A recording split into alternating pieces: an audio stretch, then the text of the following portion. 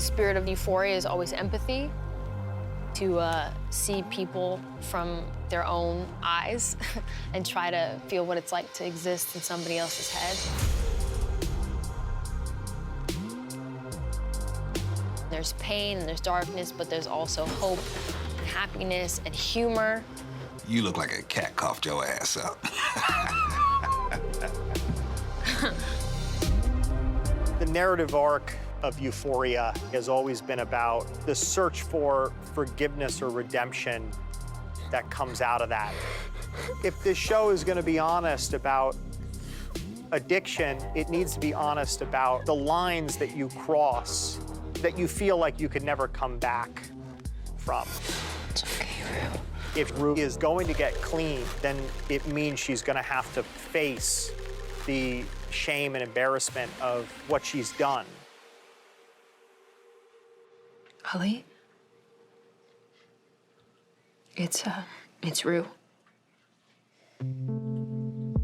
Ali is the only one that sees her for who she is, but holds her accountable and knows how to speak to her because he directly understands her experience. Yeah, I'm sorry. Listen to me.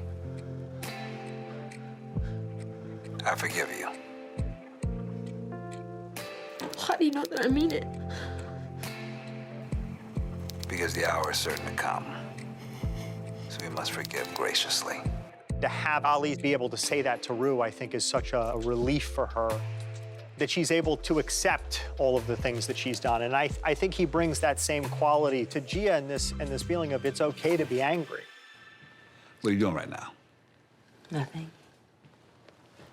Want to help me cook? I can help. Nah. You keep your stank, withdrawal, diarrhea ass on away from our food. Oh, you want to tell me about the... I loved doing those scenes with Ali. I mean, he, I think, is the breath of fresh air in this season. She feels seen by Ali, and she feels heard by Ali, and I don't think she's felt seen or heard in a very long time from Rue or her mom. Leslie feels like the only person on this island, right? We don't see her really having that support system that she needs. She's really depending on her faith and depending on Gia to help her kind of stay afloat. So when I see him, strong black man, walking through my door, I'm like, okay. Ali has been through it, right? He has the stripes. So to see someone in the flesh who has beat his addiction, she feels some type of comfort. Let Rue be Rue. And shower that little one with love. She's been waiting on it. I think they're in a weird space because Gia is coming into her own and she can form her own opinions and thoughts about things. So I think she feels uncomfortable. I think they both feel uncomfortable in the state of their relationship. I feel like I don't know anything about your life anymore.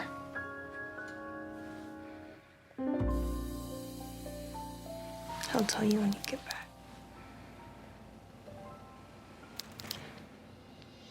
Number CJ, let's push him and move up. And let's see number one.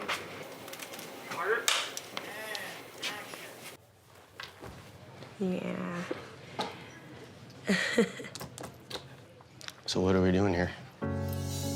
Ethan is this really nice guy. He really loves Kat, but he doesn't give her that rise, that, like, you know, going on camming websites or exploring, like, casual sex. I think that's really what she's battling this entire season, is, like, a really internal fight of what Kat wants and what she craves, you know? I feel like there's a loneliness that a lot of people in this show feel, like, just like not being understood, wanting to express themselves, not knowing how to express themselves, or not knowing like how to care for themselves or give themselves love. That's what Ethan and Kat are both going through. You've been thinking a lot about our relationship because you have a terminal brain disorder. I think Kat doesn't know how to go about any of this, which is ruminating in this entire season. Kat just has never felt that way and doesn't know how to deal with it, and that's her whole spiral this season, you know what I mean? So it's It's beautifully funny and also pretty sad because we love Keithan. Bye. One of the things I love most about the show is being able to sort of provide more context for why someone is the way they are.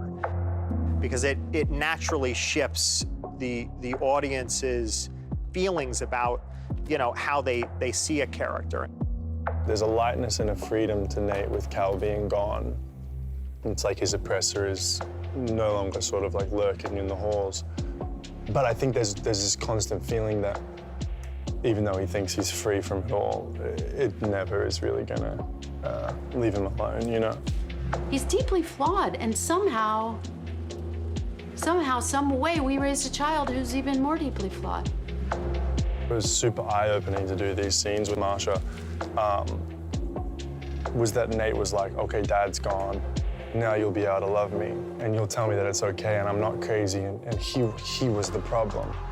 And when she looks at him and says, fuck no, like, you're still the problem, that to me is like is a crazy beat in the story, and something that I never thought about until it was sort of right in front of me. That's an incredibly broken, like, child. What are you doing? Don't worry, I'm not here to apologize. Not an easy scene to film. Really, it's just traumatic to walk into your bedroom and someone that you love and who you thought loved you is sitting there threatening you with a gun. I'm gonna need that disc now. The only thing scarier than having that giant man on top of you with a gun to your head is if he had a gun to his head and he was threatening to shoot himself that close to your face would be one of the more horrifying experiences to endure. I think it speaks to the kind of demented psychology of Nate. What, did you become like a good person? Absolutely not, no. And you should have seen what I had to do to get it. On paper, it seems like Nate plays a lot of games and everything's structured, but I really don't think in his head that he's playing games at all. To him, any kind of love, he's gonna like accept. And I think that brings him a great deal of comfort because it means he won't end up in the same place that his mum and dad did. I ruined my entire life for you.